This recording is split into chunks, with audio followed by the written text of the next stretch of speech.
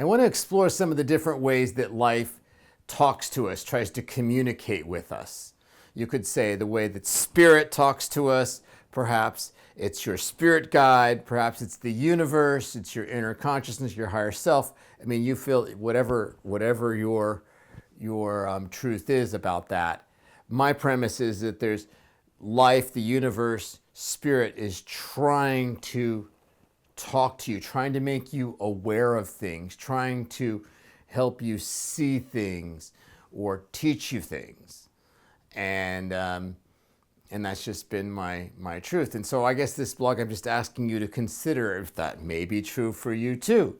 I mean, this is kind of where we start with in our dreams class, a dream interpretation class every other Tuesday night, which you guys should come to. It's free and we've gotten some amazing work done. Bring a dream or just witness dreams being interpreted.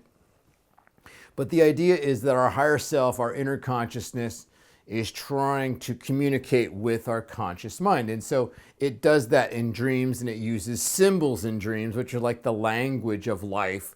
And then if we kind of interpret, the symbolism, we can understand what our higher self is trying to say to our conscious mind. Well, it turns out that this happens in our waking life as well.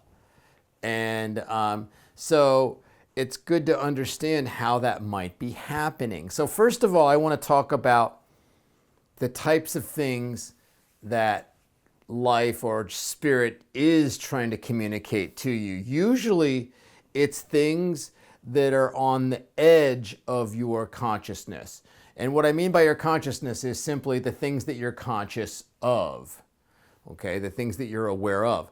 As you grow, your consciousness, your awareness, I'll use those simultaneously, expands. In other words, the more you grow spiritually and mature in life, your world gets bigger. Your consciousness, you're aware of more things. And so on the edge, which is being shown by my hands right now, on the edge of your consciousness is like it's the edge of what your consciousness, on the edge of things that you're kind of semi-conscious of. It's a weird state. Like if you ever had that, I know you've had that experience where you're kind of just on the fringe, or you've had a meditation or a spiritual experience and you can almost understand something, but you can't quite wrap your head around it. You can't quite see it or understand it yet. That's likely at the edge of your consciousness. So that's where growth happens. That's the threshold of our consciousness getting bigger.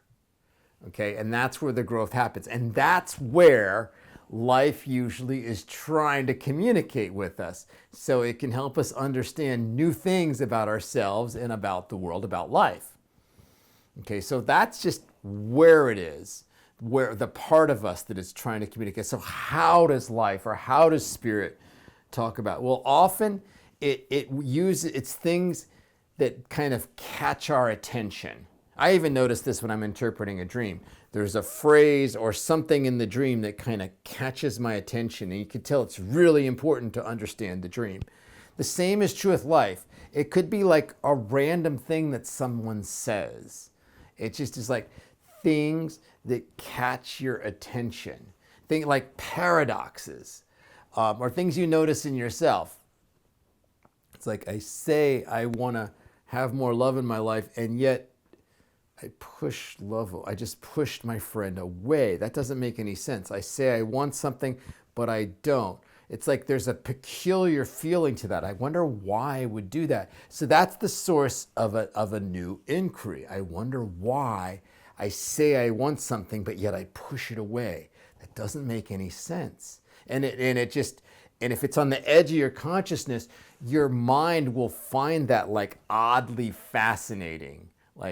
And it's just curious. It's inquisitive. It's like, that just makes no sense. It's not like you're going to be down on yourself to do it, but it's just like, why would I do that? And you just really are fascinated by why you'd want to do it.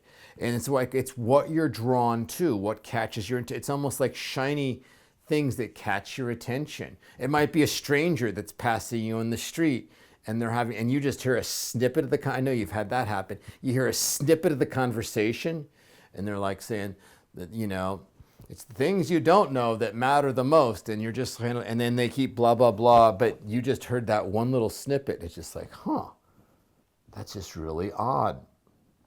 And then it's like, why is that interesting to me? You know?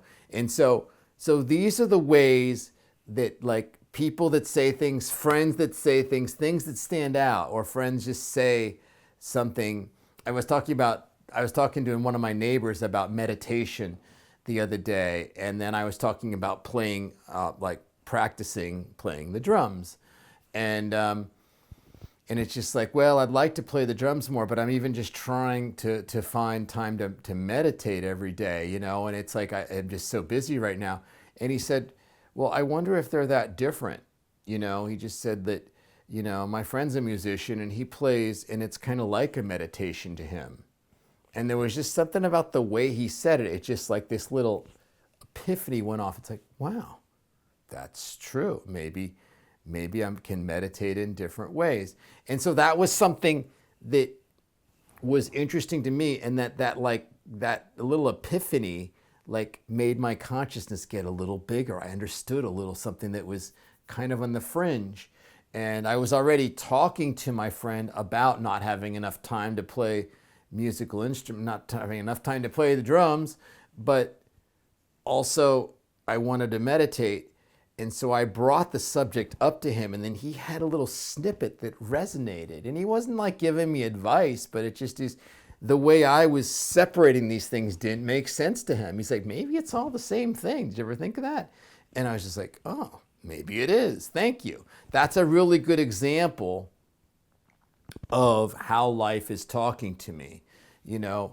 And so now we can get into the cosmic thing. It's just like, why did my friend say that? Did my spirit guide have him say whatever? Let's just keep it like life is trying to talk to me, trying to get my consciousness to expand, and I just have to pay attention to the little things. And sometimes it's a little quirky thing, a thing that stands out, a thing that doesn't make sense, a thing that is like